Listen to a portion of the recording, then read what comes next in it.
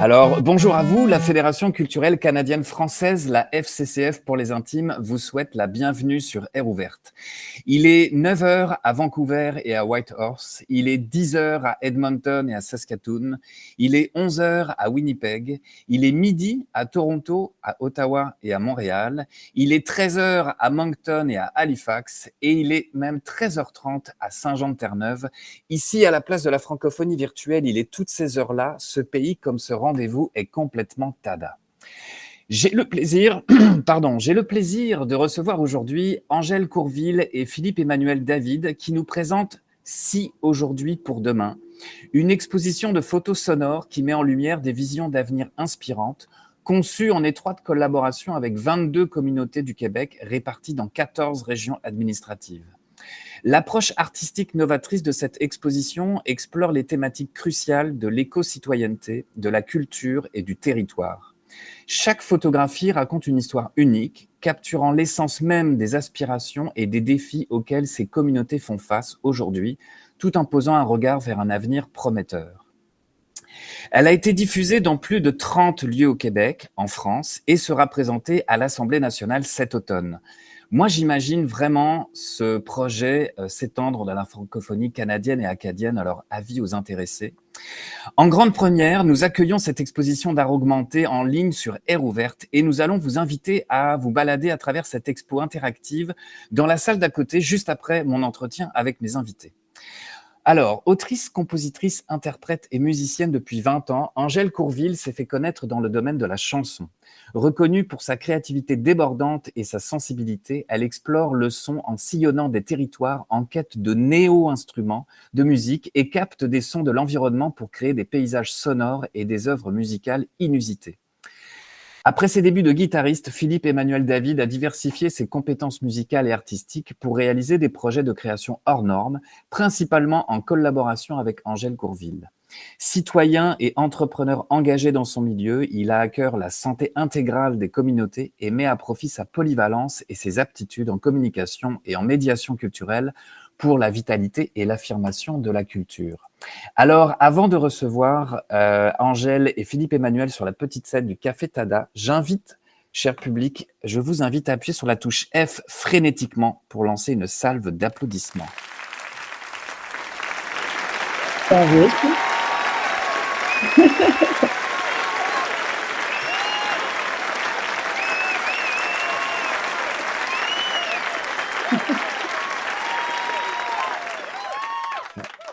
En fait, ça tombe bien parce que comme vous êtes musicien, c'était un peu le moment de vous accueillir comme des rockstars. C'est vraiment très drôle. Alors, moi, je suis très content de vous recevoir aujourd'hui. Moi, j'ai eu l'occasion de voir votre expo en vrai. Et puis, vos noms et vos parcours, je les suis depuis un moment. Là, je suis content qu'on inaugure quelque chose de spécial aujourd'hui. Tantôt, donc, je le dis pour le public qui vient de se connecter, on va aller dans une autre salle à côté qu'on a conçue exclusivement pour rendre visible l'œuvre Si aujourd'hui pour demain, une série de photos sonores. On vous expliquera un peu mieux tantôt comment on va naviguer là-dedans. Donc, vous allez rentrer dans un espace. Vous allez voir 6 œuvres photographiques de Angèle et Philippe-Emmanuel. Vous allez vous approcher de ces œuvres-là avec votre avatar. Cliquez sur X pour ouvrir une fenêtre. Vous allez pouvoir scanner un QR code et écouter le son qui accompagne la photo qui sera devant vous. Donc, c'est quand même assez malade mental. Surtout de le faire en ligne. Alors, avant d'arriver jusque-là, j'aimerais en fait que vous nous parliez de vous. J'ai résumé rapidement vos bios dans la présentation, mais j'aimerais qu'on revienne un petit peu sur les origines, votre rencontre, un survol des projets autres que celui qu'on va présenter aujourd'hui, puis voir un petit peu le cheminement. Qu'est-ce qui nous amène à vous avoir avec nous aujourd'hui? Oui, ben merci à tous d'être là ce midi. Donc, pour revenir sans répéter ce qui a été dit, parce que c'était une très, très bonne présentation, on s'est connus, oui, il y a un peu plus de 20 ans, alors qu'on était professeur de musique dans une école de musique. Et à l'époque, je composais des chansons, je me cherchais un guitariste pour joindre mon projet. Et c'est là qu'on a commencé à travailler ensemble. Donc, vraiment, faire de la scène, de la chanson. Et pour faire le chemin assez rapidement vers le design sonore, c'est que On s'amusait parfois à enregistrer des sons qui n'étaient pas des instruments, faire des montages sonores parce qu'on trouvait ça amusant de le faire. Ça rajoutait des textures aussi. On l'a déjà fait lors d'enregistrements en studio. À un moment donné, je me souviens, notre premier album, il y avait une fréquence qui n'était pas présente dans ce qu'on faisait. Puis là, on est allé fouiller dans la cuisine. On avait trouvé finalement que la salière, ça permettait de faire Le bon shaker. le bon shaker. Bon, c'est peut-être le premier objet qu'on a utilisé là, pour faire de la musique. Sinon, l'autre élément, bon, là, on se dirige vers tranquillement ce qui nous a fait aller vers le design sonore, mais côté projet, c'est pas toujours que les musiciens vont mettre en place des grands projets, comme on expliquera tantôt, c'est aujourd'hui pour demain. Mais nous, on a toujours aimé ça, développer des projets alentour de nos créations. Un exemple, en 2008, ça commence à faire longtemps, on a marché 300 km dans les Laurentides. Donc, on est parti de Mont-Laurier à pied pour se diriger jusqu'à Sainte-Thérèse, notre ville où on habite, là, qui est quand même près de Montréal. Donc, de Mont-Laurier à Sainte-Thérèse sur 300 km pendant un mois pour s'imprégner de la culture des Laurentides et écrire une nouvelle collection de chansons. Donc, j'aurais pu puiser en moi pour écrire mes chansons, mais c'était toujours dans l'observation de l'autre, Le dans mouvement. le mouvement, l'observation du territoire. Donc, ça fait partie de de notre démarche depuis longtemps. Wow. Parfait. Donc ça a été un premier projet majeur qu'on avait fait en 2008. Puis là, entre-temps, il est arrivé d'autres grands projets, notamment on a eu une entreprise, on a eu des enfants. Donc, il y a plusieurs choses. De l'eau qui a coulé sous les ponts pendant un petit bout de temps où est-ce qu'on a dû mettre un peu la carrière artistique sur la glace pendant ce temps-là. Mais là, donc, on est revenu en 2021-22 avec la volonté de rassembler les meilleurs coups de ce qu'on avait fait, ce qu'on aimait le plus faire d'abord, parce que c'est super important en art, on le fait vraiment pour l'argent, donc c'est important de faire ce qu'on aime. Donc, on a dit, OK, qu'est-ce qui a bien fonctionné, qu'est-ce qui nous fait triper, et ça faisait donc depuis longtemps qu'on avait la volonté, comme je le disais, de travailler avec des sons. Donc, on a dit, ben regarde, c'est le temps de combiner l'utilisation des sons de l'environnement. Ça a coordonné aussi avec l'avènement, évidemment, de la fameuse pandémie et des fameux shutdowns qui nous ont fait prendre conscience énormément de l'impact de l'écologie sonore sur notre état émotionnel, à tous, je pense. Donc, se retrouver le soir à 8 heures et avoir un silence complet au coin des autoroutes 15 et 640, on n'avait jamais connu ça. Donc, ça a fait partie, c'est vraiment un élément déclencheur de dire, wow, OK, le son même de l'environnement est super important. Et on a eu la volonté donc de créer à la base, de s'intéresser donc plus au son. Et l'idée de l'exposition de photos est venue du fait que à l'époque, ça de plus en plus se démocratise, mais à l'époque, puis encore aujourd'hui pour mettre du monde, c'est vraiment bizarre de juste s'arrêter dans l'espace public et écouter. Sans que nos yeux soient sollicités. Parce qu'au début, on voulait faire des œuvres sonores, c'était ça le principal but, mais on se demandait comment faire pour faire s'arrêter la personne dans l'espace pour profiter de l'œuvre. C'est ça. Donc, est venue donc l'idée de la photo. Mais comme vous le comprenez maintenant, notre bagage est beaucoup plus proche de la musique. Mais ce qui est un peu drôle, c'est que là, on se retrouve en art visuel.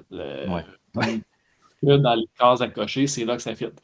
Mais sinon, effectivement, c'est vraiment complémentaire les deux. On peut vivre l'exposition qu'on a préparée seulement en photo. On s'est arrangé pour que ça puisse être seulement vu. Mais il y a une bonne part de la démarche qui est au niveau sonore, qui donc passera, comme on le verra tantôt, par le code QR.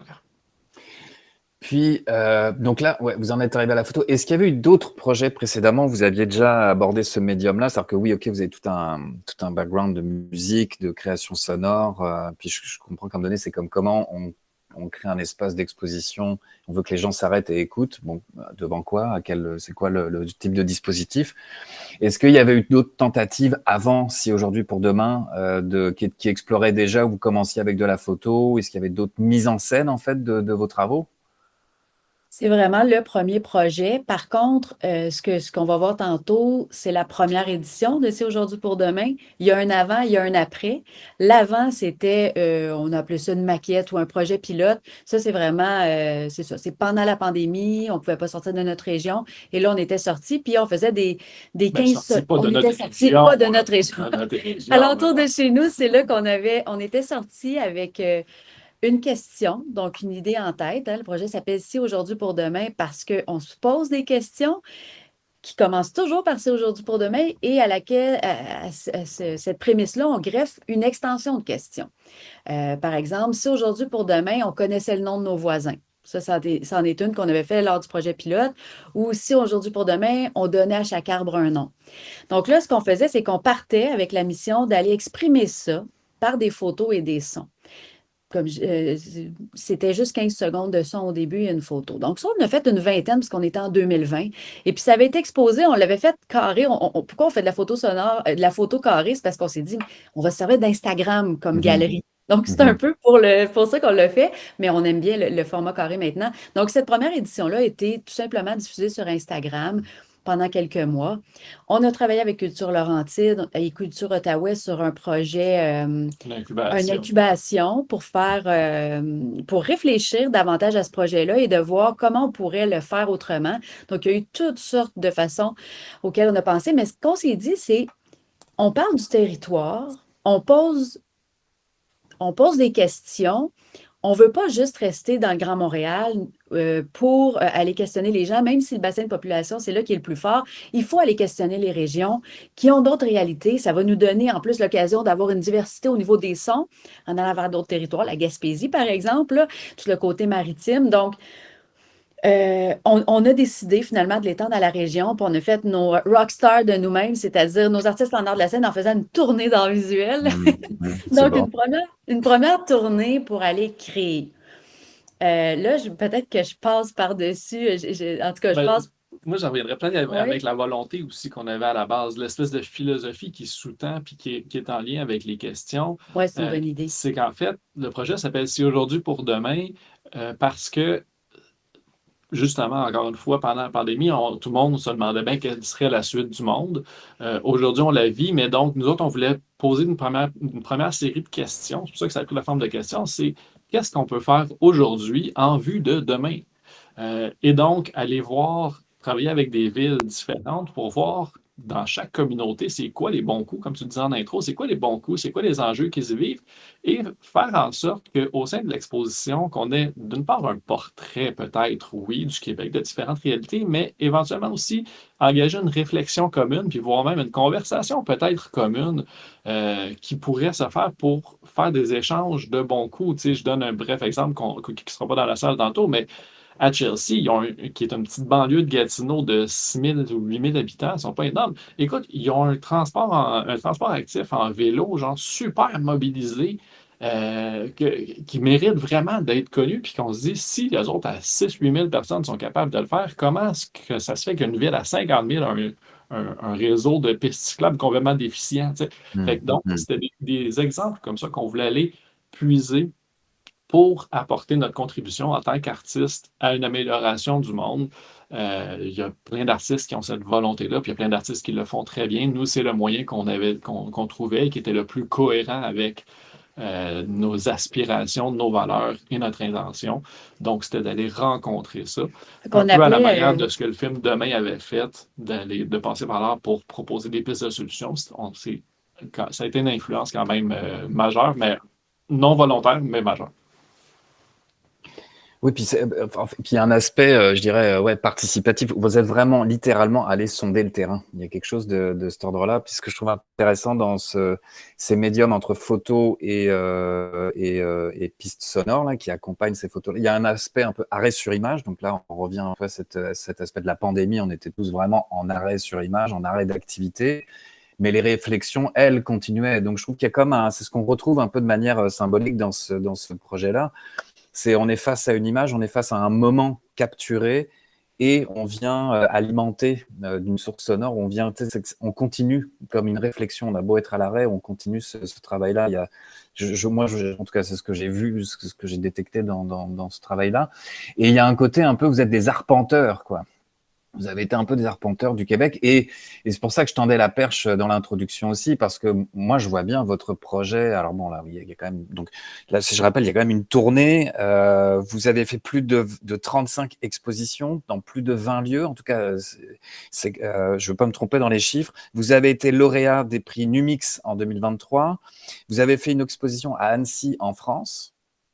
Donc là, en ce moment, vous êtes à l'Assemblée nationale du Québec, où ça s'en vient? Est-ce que c'est déjà C'est là? en ce moment. Oui, ça vient C'est en d'être ce moment. lancé là, depuis lundi. Là. Ok, donc là, si on a des gens de la ville de Québec, vous savez où aller ce week-end. Donc là, l'idée, c'est que vous avez une deuxième édition qui est en tournée.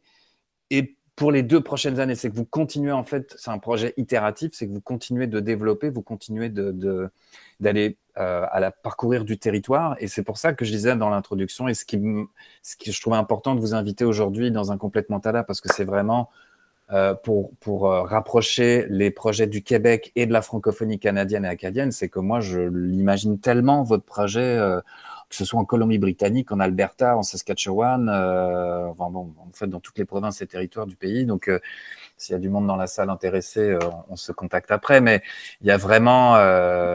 parce que je trouve que vous venez documenter, puis vous aussi, vous partez à la découverte, quoi. Vous sortez de votre grande région de Montréal, dont on est, puis là, tout d'un coup, ça explore, et donc ça amène d'autres questionnements. C'est l'état du monde, c'est l'état de nos communautés, quelque chose comme ça de très profond, quoi. Oui, c'est ça. On découvre, on amène le milieu à se découvrir lui-même aussi. Mm.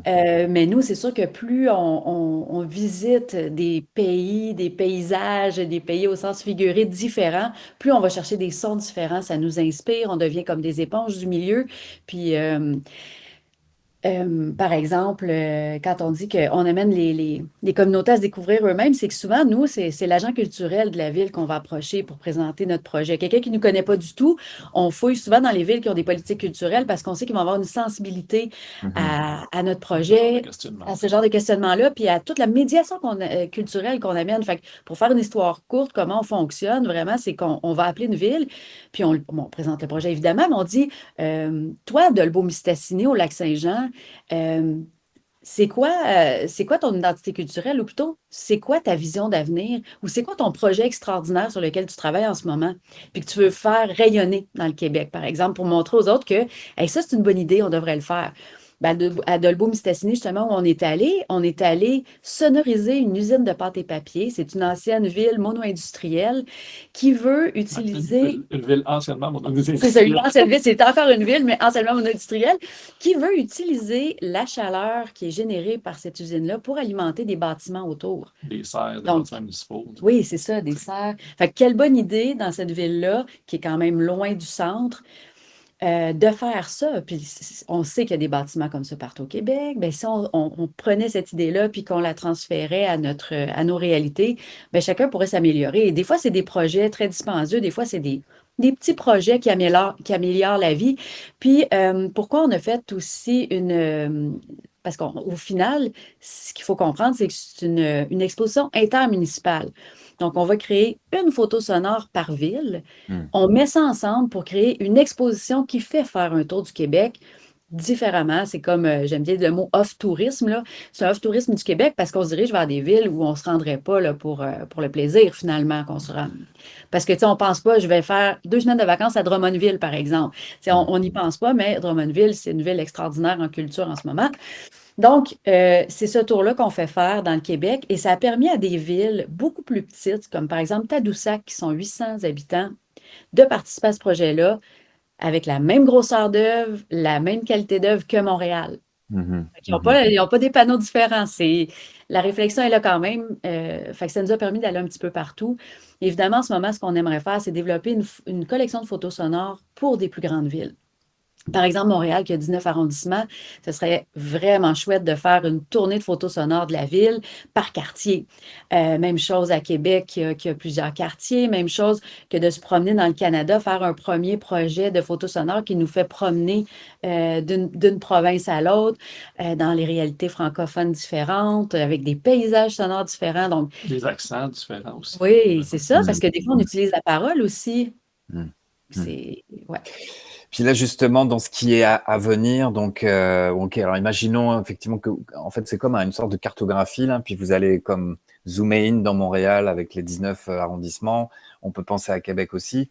Il y a aussi un voyage en Europe qui est prévu au printemps, donc il y a du repérage qui va être fait là-bas. Il y a des contacts qui commencent à Ouais, être c'est ça. établis. Ouais. C'est ça. Donc, il y a plusieurs collaborations qui peuvent être possibles avec l'Europe, mais on s'en va explorer notamment en France. On va remonter la France de Marseille à Paris, puis ensuite de ça, on traverse pour un mois aussi au Danemark, qui est un pays duquel je pense qu'on peut évidemment continuer à s'inspirer puis aller voir un peu qu'est-ce qui se fait là-bas. Fait on va être effectivement en repérage au printemps prochain en vue d'éventuellement aller créer des choses là-bas puis faire des maillages. Fait que si jamais des gens ici dans la salle ont des contacts particuliers pour ce genre de projet-là, on est en tout oui, tout ouvert à des contacts pour permettre d'aller rencontrer des gens pertinents là-bas. Mais on va probablement faire une maquette quand même là-bas, Oui, prendre des sons. On peut pas ben travailler. non. On peut pas Ouais, ouais. travailler là. C'est sûr qu'on va être inspiré, on va récolter des choses, mais tout ça va se faire. Ouais, c'est ça, aller vraiment à la rencontre de l'ailleurs. Parce qu'on le fait encore tous les jours, là, d'être à la rencontre de l'ailleurs, même chez soi, là, si on s'ouvre, mais vraiment là, d'aller chercher d'autres sons, parce que ça fait quand même 2 tournées du Québec qu'on fait pour les 2 éditions photo sonore, parce que tantôt on a parlé de la première édition qui a 22, mais là, Ouais. la deuxième édition qui est en ce moment en tournée depuis les Journées de la culture de cette année, Ça vient de commencer. c'est 20 nouvelles photos sonores. Donc, on est rendu avec une collection de 42 photos sonores, ce qui fait qu'on ne peut pas mettre ça dans une même exposition. C'est beaucoup trop long. Ça prendrait trois Ouais. heures et demie faire le tour de tous les contenus Mm. parce que, je sais pas, je suis pas le temps, je veux pas trop Non, m'éparpiller. non, je t'en prie. Mais, mais quand même, je veux dire que quand on va traverser de l'autre côté, quand vous allez scanner le code QR, oui, vous allez pouvoir entendre ce qu'on appelle le design sonore, donc le collage sonore qui fait que l'œuvre tripartite qui est question, photo et son va créer un tout et vous allez saisir. Mais si vous défilez la page vers le bas, nous, c'est la plateforme Culture Go qu'on utilise, qui est une plateforme créée à Shawinigan. Donc, c'est une plateforme québécoise utilisée entre autres au Musée Pop à Mm. Trois-Rivières et à d'autres lieux. Donc, cette plateforme-là, quand on descend, vous allez voir aussi un carnet de voyage. Dans ce carnet de voyage-là, c'est d'autres photos qui ont été prises sur le territoire qui appuient notre processus créatif ou qui fait découvrir l'endroit. Et en bas, vous avez un balado de création d'environ 1 minute. On a créé ça pour pouvoir faire une espèce de médiation culturelle différée, c'est-à-dire que la personne qui profite de l'exposition ne va pas toujours saisir le son, ce qu'on a voulu dire, puis on peut s'arrêter là, mais si on est curieux, on peut aussi aller écouter le balado où on explique pourquoi la question, pourquoi le son et pourquoi l'image. Et souvent, en exposition, les gens vont aller réécouter le son par la suite, puis là, ah oui, je l'entends Mm. maintenant, Mm. tel élément. Donc, c'est vraiment complet. Aussi, pour en déambulatoire, par exemple, on a été parfois dans des salles d'expo, mais parfois dans des sentiers, par exemple en forêt. Ben, la personne peut, d'une œuvre à l'autre, saisir notre propos par le balado, entre autres. Puis ce qui est intéressant de la photo sonore, comme tu disais tantôt, il y a une espèce de dichotomie entre ce que nos yeux captent en instantané versus nos Mm. oreilles Mm. qui se défilent dans le temps, évidemment. Et donc, ça ouvre l'imagination aussi. Je trouve que l'art audio permet ça plus parce qu'on dirait que nos yeux donnent des réponses alors que nos oreilles nous laissent imaginer. Fait que donc, ça laisse place à l'imagination, puis la volonté de réflexion, je pense qu'elle est bien servie par l'art audio qui ouvre des portes de OK, moi j'entends telle affaire, l'autre personne entend tout ça différemment, mais on ouvre des portes. Fait que je trouve que c'est quelque chose qu'on n'avait pas nécessairement figuré au début, qui avait comme incidence cognitive sur les. Pas cognitive, mais comme comment est-ce que les gens Mhm. reçoivent l'œuvre. Mm. Et puis donc, c'est ça. L'art audio permet ça, puis je trouve que c'est bien précieux. Puis c'est un peu ce qui fait la force de la photo sonore, c'est que ça peut autant être en instantané si tu veux juste regarder, mais si tu veux développer un peu plus loin, mais il y a différentes strates qu'on offre dans la façon de déployer l'œuvre. Ça émeut différemment parce qu'on Ouais. touche à plusieurs sens. Puis il y a une Ouais, partie effectivement. aussi, je rajoute qu'il y a une partie textuelle pour ceux qui n'ont pas d'appareil pour scanner quand tu vois l'exposition quoi. Il y a une partie textuelle aussi qui est là, qui est souvent bien appréciée. Des textes qui, eux aussi, portent à réflexion, sur lesquels on peut... on émet certaines opinions, mais on veut surtout ouvrir des réflexions philosophiques par ces textes-là. Puis là, vous avez un autre projet, j'adore le nom, Chlorophone, Oui. alors là, ça serait, de ce que j'ai, musique végétale en performance, en exposition. Alors, expliquez-moi ça. Oui, ça, c'est pas au moment où j'ai fait un cours en musique numérique là, pendant un an pour sortir de mon piano classique et me diriger vers l'art numérique. Il y avait un de mes profs geeks qui avait parlé qu'à New York, il y a une installation sonore qui est générée par des végétaux. Donc, les différentes composantes biologiques de la plante sont analysées et émettent des sons. Moi, j'ai trouvé ça complètement fou quand j'ai entendu ça. Et j'ai commencé à lire sur l'intelligence des plantes. J'ai essayé de voir le parallèle qu'il y avait avec ça, mais c'est une étude qui est quand même récente. Et j'ai fini par trouver au bout de 2 ans la manière pour moi aussi de me connecter à des plantes, vraiment avec des pinces crocodiles, là. Se connecte à un végétal qui est vivant, un arbre ou une plante d'intérieur, d'extérieur. Et celle-ci, c'est un peu technique, mais vient alimenter des instruments que je crée. Et c'est vraiment la plante qui décide. Moi, je canalise tout ça pour le rendre plus esthétique, mais c'est vraiment la plante qui alimente des sons. Et ce qui est extraordinaire aussi, c'est que quand on touche la plante, ça fait varier. C'est ça, ça réagit, c'est vraiment Ça réagit. interactif à fond. Là, fait que ça fait vraiment une expérience. Tu sais, même encore nous, ça fait presque ça fait quelques mois que c'est un projet qui est en cours. Puis on est encore émerveillé de oh mon Dieu, OK, c'est incroyable, qu'est-ce qui se passe là? Puis il y a une espèce de réactivité instantanée avec la plante que la plante elle a sa personnalité sonore, si on veut, elle a comme son niveau d'énergie, si je peux dire. Puis là, nous, quand on interagit avec la plante, on vient changer ce niveau d'énergie-là. Puis là, la musique, elle bouge. En tout cas, c'est vraiment, vraiment trippant. Fait que donc, c'est quelque chose qu'on fait actuellement. Donc, on l'a déployé en premier sous forme de mini-magazines ou de petits zines qui sont en vente sur notre site Internet et qui comprennent un petit almanach, des partitions, des pièces pour piano, des pièces codes QR avec pièces de des flûte, soltures. plein d'affaires là-dedans. C'est vraiment le fun. Et on l'a développé aussi en plateforme déambulatoire. Donc, on se promène sur des territoires. On était il y a 2 semaines dans une forêt à Saint-Allais, au plein milieu d'une forêt. Les gens se promènent en sentier, puis pouf, il y a de la musique C'est végétale. un chariot qu'on roule avec notre installation. Et puis là, les gens arrivent et c'est un peu étrange, les sons. Puis c'est fou. J'ai jamais pu aussi peu performer parce qu'on répond à tellement de questions, mais les gens sont fascinés par ça. Ah oui, ils touchent les plantes. Il y en a qui sont émus. Aussi. Oh, oui. Il y en a qui, c'est ça, des larmes qui coulent. On a vu 2 madames, l'autre qui se serraient dans les bras. Oh mon Dieu, c'est magique, c'est malade. C'est comme, waouh, c'est vraiment de l'émotion pure là, qui fait partie de l'émerveillement. J'ai ajouté dans le chat justement l'adresse de votre site internet omnivar.com. Mais est-ce que quand on parle à la plante aussi, ça modifie le son? Est-ce que vous avez testé ça? Ou c'est juste quand on la touche qu'il y a vraiment quelque chose qui se modifie? Pour l'instant, c'est quand on la touche. J'ai essayé, bon, de l'arroser. J'ai essayé différentes choses, mais ce qui arrive, c'est que je suis plutôt en attente avec l'Université de Sherbrooke, mais j'aimerais beaucoup collaborer avec une université, avec des biologistes, des étudiants ou des gens qui travaillent dans les universités pour qu'eux se chargent du protocole. Parce que ce que je me suis rendu compte en l'essayant, c'est que Il y a tellement de il y a facteurs. tellement de paramètres. Est-ce qu'il fait plus clair ou moins clair qu'hier? Est-ce que la lumière a un impact? Est-ce que la vibration? Est-ce que la température? Fait que je trouve qu'il y a tellement de facteurs qui fait que j'ai de la difficulté à l'analyser. Par contre, ce que j'ai fait, c'est que j'ai plante par plante, mes préférés. Je les ai pris et je les ai enregistrés pendant un certain temps pour voir l'espèce de diagramme qui se crée au niveau du signal MIDI, pour me rendre compte que ça, les plantes avaient une personnalité sonore, justement.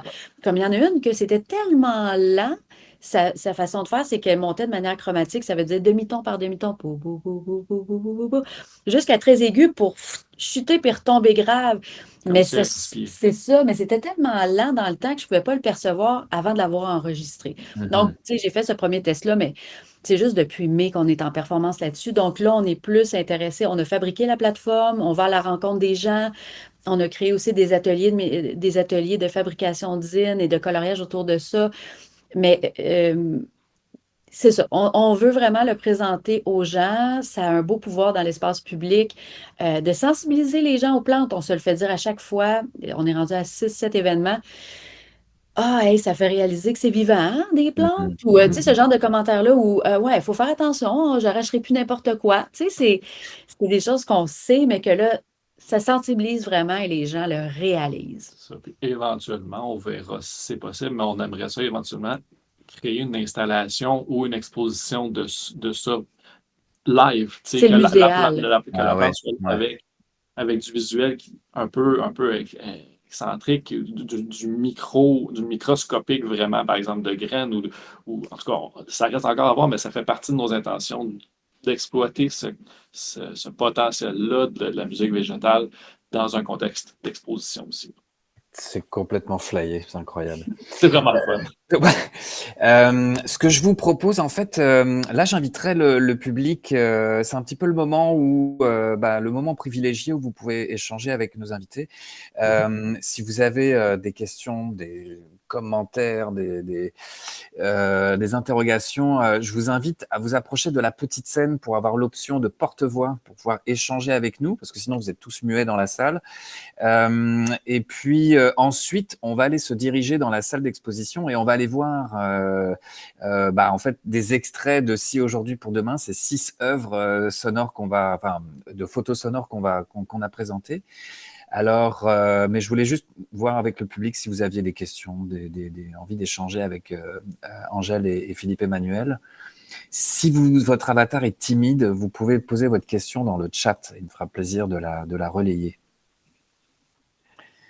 Et puis sinon, on va aller se diriger tranquillement à côté. Alors, de toute façon, vous aurez aussi l'occasion d'échanger avec Angèle et Philippe Emmanuel. On va être vraiment dans une salle d'expo là et tout, on sera tous connectés.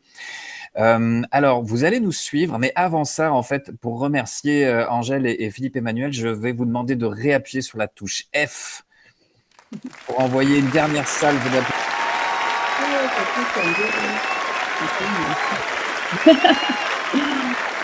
Merci pour votre présence.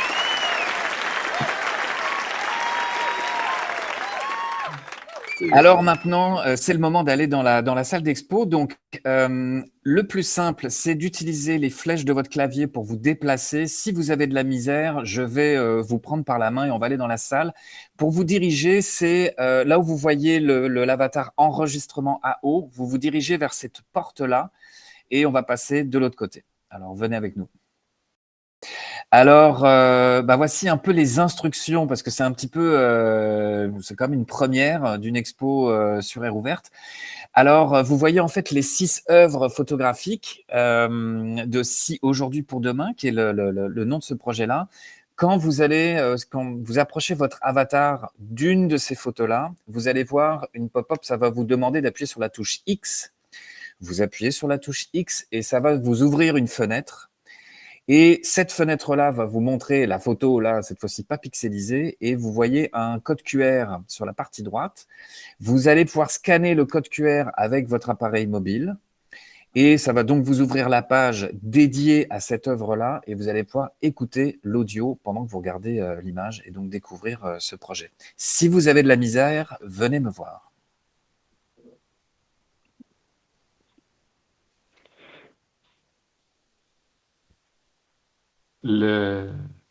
Actuellement, ce que vous voyez, ce que les gens voient sur les murs, c'est la même chose que ce qui était sur les murs réels. C'est-à-dire que pour aujourd'hui, on n'avait pas nécessairement le temps de créer un matériau qui soit différent de ce qui était possible, de ce qui était en salle. Mais donc, en salle, c'est vraiment ce qui est retrouvé.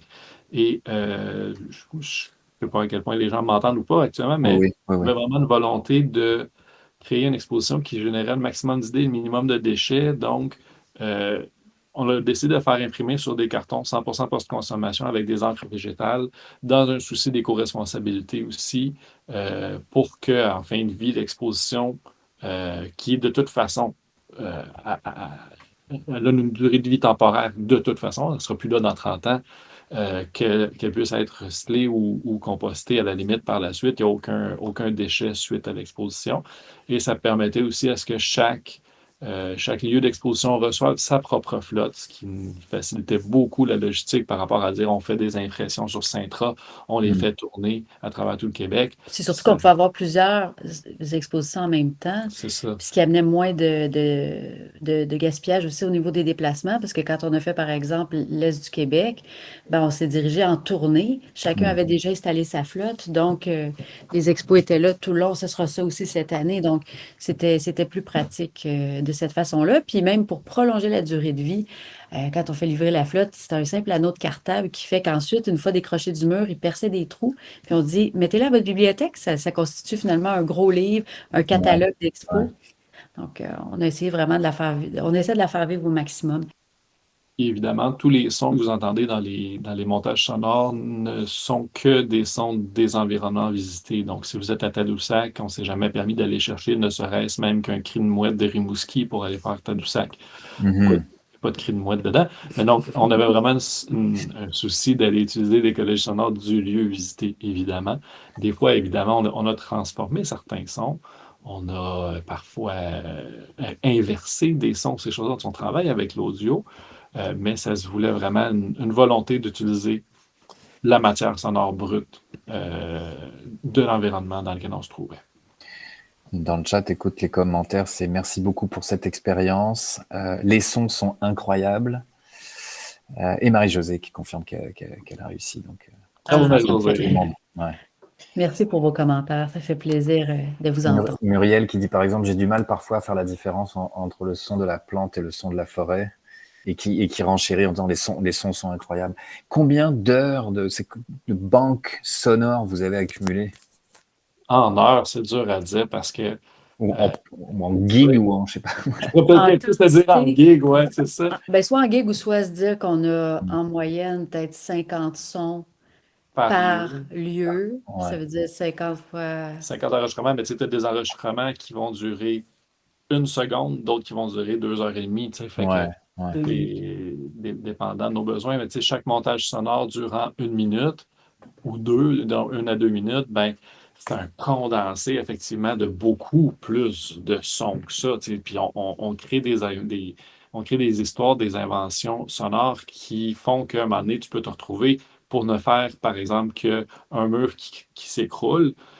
J'ai eu à combiner l'équivalent presque de chaque brique qui tombe une à une pour venir faire qui n'est pas dans ces œuvres-là, mais donc je me retrouvais avec 50 sons, 60 sons un par-dessus l'autre pour faire la situation d'un mur qui tombe, tu sais. Fait que la quantité de matériel brut, ça doit tourner autour de, je sais pas, 150 heures de son, peut-être. C'est fou, c'est complètement fou. C'est un projet qui, quand on fait une création, quand on fait la tournée de création, on part, on a réussi à être vraiment intense dans nos créations et à faire ça pour les 22, la vingtaine d'œuvres en 4 mois, comprenant le déplacement, le montage sonore, puis les rédactions et les balados et tout ça. Ce qui fait qu'on arrive un petit peu la langue à terre au bout.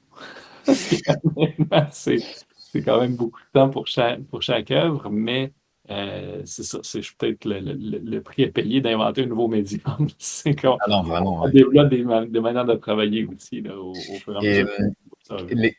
C'est quoi les retours que vous avez eus justement avec les gens qui ont participé ou les villes? C'est quoi s'il y a une sorte de fierté d'être représenté de cette manière-là? Parce que c'est quand même assez complètement novateur. Ils font vraiment partie d'une nouvelle expérience de partage de leur lieu, de leur c'est quoi leur réaction? Je suis curieux. Ben, je pense que toutes les villes de la première édition se sont lancées je les trouve courageuses avec du recul. Nous, on savait que bon, notre côté entrepreneur, on est vraiment des artistes entrepreneurs. On sait qu'on est capable de mener à bien les projets, mais ils sont vraiment embarqués dans une galère. On n'avait pas tellement on Portfolio. n'avait pas d'exemple à leur Mhm. donner. On se disait, c'est ça qu'on va faire. Puis on pensait que ça allait fonctionner. Ça a fonctionné. Et en fait, ces villes-là, ils ont été quand même choyées dans le sens où on leur promettait 22 expos parce qu'il y était 22 villes à participer. Puis c'est ça, on s'est rendu à 30-35, dont une exposition en France et une exposition à l'Assemblée nationale. Donc, le rayonnement premier au départ a été beaucoup plus grand que prévu. Puis avec les nouvelles villes de la deuxième édition, ben, on avait déjà le premier projet en arrière de la cravate avec le prix Numix aussi, ce qui fait qu'il y a eu, ça a été encore plus facile Ouais, à ouais. booker. Puis je pense qu'on répond vraiment à un besoin qu'ils ont parce que je dirais qu'à partir du moment où on a fait la rencontre avec une ville en visioconférence, une sur deux disait oui, je participe au projet. Mhm. Donc, Mhm. quand on venait à bout de leur montrer des exemples, c'est ce que ça donnait. Ouais, Donc, c'est ça. Puis au niveau du visiteur qui vient voir l'expo, un peu comme ça a été nommé tantôt, c'est arrivé quelques fois que les gens nous disent: Ah mon Dieu, tu sais, j'ai été à cet endroit-là il y a longtemps, mais là, je le vois sous un œil nouveau, puis je veux retourner, je veux revivre. Fait qu'on on fait comme vivre l'industrie touristique sans trop le vouloir. Puis, mais définitivement que le sentiment d'appartenance des gens, tu Mhm. sais, tout le monde qui rentre qui viennent voir l'exposition à Blainville veulent voir la photo de Blainville. C'est ça, ils veulent. Tu sais, Ben c'est oui, curieux, puis ben c'est oui. comme: Ah oui, puis ah, je Ouais, connais ce lieu-là. Ah oui, j'entends ce son-là. Tu sais, le ouais, traversier à Tadoussac, qui est une de celles qui est là, ouais. c'est la deuxième avec nous en cercle. Le son du traversier, n'importe qui a fait la traversée Mhm. Sainte-Catherine Mhm. reconnaît ces Ouais, sons-là. ouais. Il y a vraiment un sentiment d'appartenance du citoyen qui vient avec, là, c'est clair, clair, clair. Et de faire partie d'un tout, de faire partie d'un ensemble. Oui, oui. Et c'est tout ça à qui est fait. magique aussi dans ce projet-là. Et je Puis, continue la lecture des commentaires là, dans le chat. Arnaud, bravo et merci, à bientôt. Michel de Topo, c'est un grand outil de promotion touristique. Les photos sont aussi très belles. Et Marie-Josée, je vous ai mis sur la liste des activités 2025 de la municipalité de Brébeuf. On s'en reparle. Donc, Ah oui, bon. super. Ouais, puis par rapport à la photo, on n'a pas parlé beaucoup, mais on a choisi un mode de photo performatif, si on peut dire, parce que si on prend ben, les deux premières, celle qu'on est couché à l'arbre et celle à côté à Tadoussac, euh, c'est un déclencheur 10 secondes. On fonctionnait en déclencheur 10 secondes, ce qui fait qu'on plaçait l'appareil du mieux qu'on pouvait. On cliquait, puis on avait au maximum 10 secondes pour se placer. Donc, ça peut prendre une heure des fois là, à réussir exactement ce qu'on veut. La deuxième, c'est tout en famille. Donc là, si on voulait du vent dans les cheveux, et il fallait attendre, mais s'il ventait trop, le trépied tombait. Fait que c'était de doser, et ça, on était au gros soleil. Ça aussi, ça a pris quand même assez de temps à réaliser, mais c'est là qu'on s'est amusé. Avec les photos, il n'y a rien de photoshopé. Fallait que mhm, la photo soit belle comme ça. mhm, Tout ce qu'on a fait, c'est qu'on mettait en noir et blanc, mais on voulait la réussir. C'est de la photo mobile, donc faite avec un iPhone. C'est ça qu'on voulait pour la photo. On travaillait beaucoup le son, mais on voulait que la photo soit authentique. Et on ne voulait pas s'embarquer dans l'apprentissage d'appareils complexes ou quelque chose comme ça. On voulait montrer aussi que c'était possible de capter pour monsieur, madame, tout le monde des photos senties, des photos qui avaient une Qui a un symbolique, sens, là, ouais, c'est ouais, ça. même avec leur appareil. oh oui, c'est vrai que c'est très réussi. Alors là, j'ai Jonathan Durafa. C'est incroyable. J'aimerais bien un jour voir ces concepts en Acadie avec un mix du projet Chlorophone. Il risque d'avoir des beaux samples dans cela. Donc, il est musicien, donc c'est le genre Mm. de choses qui le touche. Michel de Topo. Et le texte poétique, songez, c'est de vous? Oui, Oui, c'est Philippe c'est beaucoup qui a fait principalement les de moi les textes. textes, ouais. Pas tous, mais plusieurs d'entre eux, c'est de moi. Puis oui, c'est ça, je suis pas quelqu'un je suis quelqu'un qui rédige longuement, généralement. Fait que les chansons, c'est parfait. En général, elle est super synthétique, synthétisante. En tout cas, Mhm. très bonne pour synthétiser. La chanson, ça y appartient. Les textes plus développés, j'aime bien m'en occuper. Puis oui, la philosophie est quelque chose qui m'intéresse depuis longtemps. Fait que oui, c'est de moi les textes. Merci pour les bons mots. J'ai aussi Jean-François Pacaud, donc du CCAFCB, Conseil culturel et artistique francophone de la Colombie-Britannique. Une visite en Colombie-Britannique avec rencontre, jumelage avec des artistes locaux, point d'interrogation. Olé! Oui, tout à fait. On veut travailler justement à faire des maillages. C'est ce qu'on va essayer d'aller faire en Europe au mois de avril-mai. Puis c'est bizarre un peu de commencer par là avant de commencer par le reste du Canada, mais j'avoue que c'est pour ça qu'on est ici aussi. C'est un monde à découvrir, mais on n'a pas beaucoup on ne sait pas par où commencer en fait. On a une amie artiste qui est en chanson, qui vient de la Saskatchewan, qui commence tranquillement à nous parler, puis à nous faire découvrir le reste du Canada et la francophonie, mais c'est vraiment évidemment qu'on aimerait aussi en collaborer avec d'autres artistes, ça nous aide à découvrir le milieu, à connaître les endroits qui seraient intéressants de sonoriser, puis l'identité culturelle. Parce que nous, il y a des choses qu'on peut trouver belles, mais c'est pas nécessairement important pour les gens du territoire. Tandis que quand on collabore, ben là, on est plus au fait de la réalité du milieu. C'est ça, ça crée une œuvre qui est authentiquement reliée au milieu. C'est celle qu'on Ouais. voit, les pianos qui sont en plein centre de la salle aujourd'hui. Oui, évidemment qu'on a une sensibilité artistique puis au piano avec Angèle qui en joue, mais en réalité, c'est parce que Sainte-Thérèse, puis c'est ce que j'explique dans le balado, Sainte-Thérèse a été la capitale canadienne du piano à une certaine époque avec, je ne sais plus, 5 usines de piano, je pense, en Oh, wow. même temps. Donc, ça fait vraiment partie de ton identité culturelle, le piano. Oui, on y habite, mais c'est pas parce qu'on aime le piano que c'est là, c'est parce que c'est vraiment partie de l'identité du lieu et ce qui aura mené éventuellement à l'héritage. Sainte-Thérèse est souvent considérée comme une ville culturelle importante, notamment à cause de son cégep, mais son héritage culturel remonte même avant la fondation du cégep en théâtre et en musique. En fait, je vais vous mettre en relation, Jean-François et vous. Vous allez pouvoir poursuivre cette discussion-là. Oui. Puis s'il faut commencer quelque part, ça peut être par la Colombie-Britannique. Je vois aussi Muriel. Merci. Venez nous voir pour écouter notre forêt pluviale de la côte ouest. Donc, oui. voilà, ça sera un début par là. Olga, merci beaucoup pour cette expérience immersive, très vivante et porteuse de sens. Merci.